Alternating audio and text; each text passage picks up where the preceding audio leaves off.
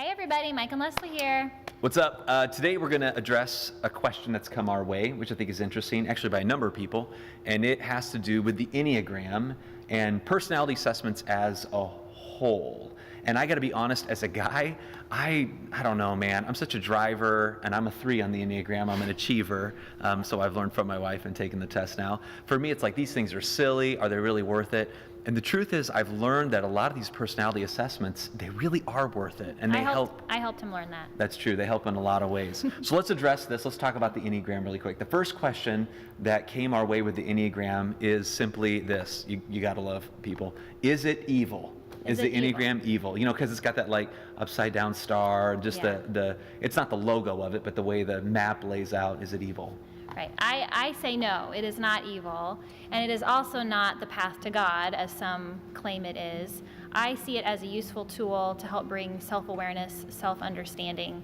It's a useful tool. That's what I would say. And because we do, and especially a lot of people, we tend to swing things too far one way or the other. Right. So we either have a tendency to say, like, this is God or some really important tool, or it is like it's necessary in a lot of ways, or it's like totally evil. It's the 100% absolute the good or totally awful, and it's not either of those things. It's a tool. The second thing I would say with a lot of these like introspective tools that people use for self-examination, we have to remember that as Christians, the greatest way that we find our health and wholeness is not by looking within, but it's by looking to Christ. And so as you get into this, just remember, we really do believe that the best way that we find wholeness is by looking to Jesus and the cross and that definer of love. That said, these tools can help us understand others and even, you know, some of our own dispositions as well. Okay, so is it evil? No, it's not necessarily evil. I don't think so. Yeah, people, that's right. It can be a really good tool. All right, so how or why do it? Like, what does it do? Why should we do this? Why is it helpful? Well, I have really gained and benefited from it a lot. I really believe in the old proverb, an unexamined life is not worth living. And so just the journey to understanding yourself, being more aware of yourself, my dispositions, my tendencies, my patterns, my ways of thinking and behaving. For me, the Enneagram has really brought a lot of things to light that I just wasn't really even super aware of. And when you become aware, then that's when you are more able to change, because you begin to recognize your patterns and your habits. And for me, it has really brought things to light that I have been doing that aren't super healthy and aren't who I want to be necessarily, and it has helped me identify those things, and then I can begin to change those things. Yeah, that's really good. I think another really interesting piece, of course, being a 3 on the Enneagram. And I'm a 5, by the way. The achiever. I've read a lot about it. Yeah, because she's a massive researcher, which is good. But being a 3, the achiever, what I found is it really is a phenomenal tool, even with the teams or the people I work with. It helps me know how others are geared. Like, how do I communicate in a way that's effective to other people?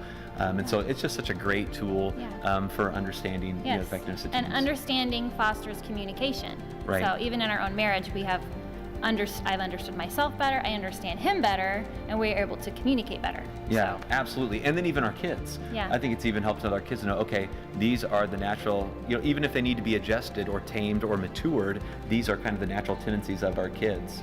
Right. And so a lot of those tools can be really helpful in relationships. Man, it brings a lot of clarity. Yeah. All right, so if people are interested in doing, there's so many assessments out there, but the Enneagram specifically, what should they read? You've read a lot of books on this. What's a great place to start that's theologically decently sound? Yeah. I still have questions about some of this stuff. I mean, not evil, but just not ideal. But what's a good place for them to start? Where can they go to get a really good book, just an intro into the whole idea of the Enneagram, is The Road Back to You. And it's a pretty easy read. And then I also really enjoy, if you like podcasts, Typology is a really fun podcast to listen to about the Enneagram. So if you want to learn more about it. And you can also Google it. I think the EnneagramInstitute.com, it has a lot of useful information on there. It gives a good description of all the types. It has tests on there you can take to try to identify your type. It even has descriptions of the compatibilities of each type with each other. So it was kind of funny to read, like the compatibility of a 5 and a 3, because I'm a 5, he's a 3, and so that was just kind of funny to read, like how it really did sound like us. So it was good. So it's true. Yes. And so I think it's good. If you are interested in those, we will have links for those down below the video. You can check them out. And yeah, we care about you guys a ton, and we want to help you out. So be encouraged. And another tool, Enneagram, something to check out. Yeah, it's kind of cool. It's fun. Yeah, awesome. Until next time. Bye.